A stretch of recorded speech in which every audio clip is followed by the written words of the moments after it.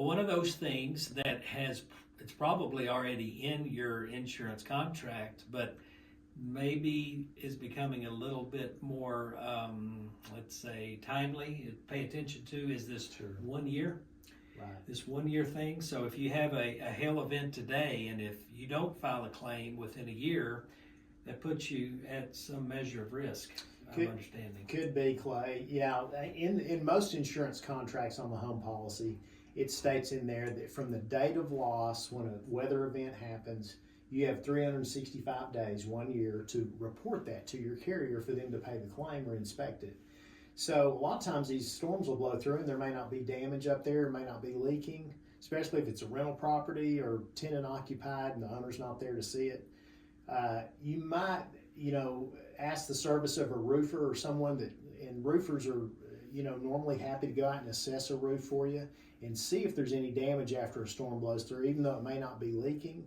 Then you can document if there's damage or not, and that would help advise you whether it's worth to file a claim with your carrier or not. Yeah, if you're out of town, or like you said, with a rental property, if you have a slew of rent houses that I've sold you, and you may not even live here, well, how do you make sure that that's getting taken care of? Right. Well, it's got to be nice to have it planned in advance, who you're going to call in all your properties. In fact, I'll do that a lot of times on our current properties that we've got on the market. I'll put a list of all of them together, and by the time you've called me, I've already called a roofer, at least one for you, to get an assessment so we can know how to handle it. You can imagine the challenge it is when we're in the middle of a under contract period and we've got to close and we've got a hail damage. So you may not think there's any leak, and yet there may be a leak that develops later because the roof in some ways has been harmed, but just not all that grandly. Right, just the inspection, because on real estate transactions, normally there's an inspection done, if I'm correct.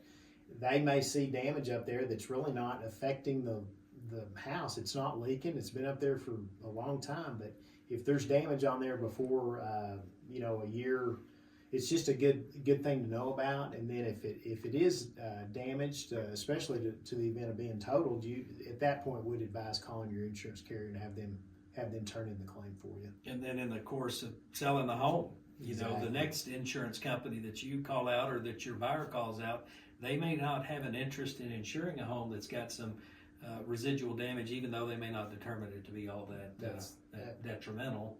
That's exactly right. Still something that can hurt us. So key element takeaway is when there's a hail event, one, need to know about it, pay attention to the homes that you own and what hail may happen and or have happened, and you might have a roofer check on it first, then you'll know where to go from there. Stan, thanks buddy, appreciate it again. Thank you, Clay.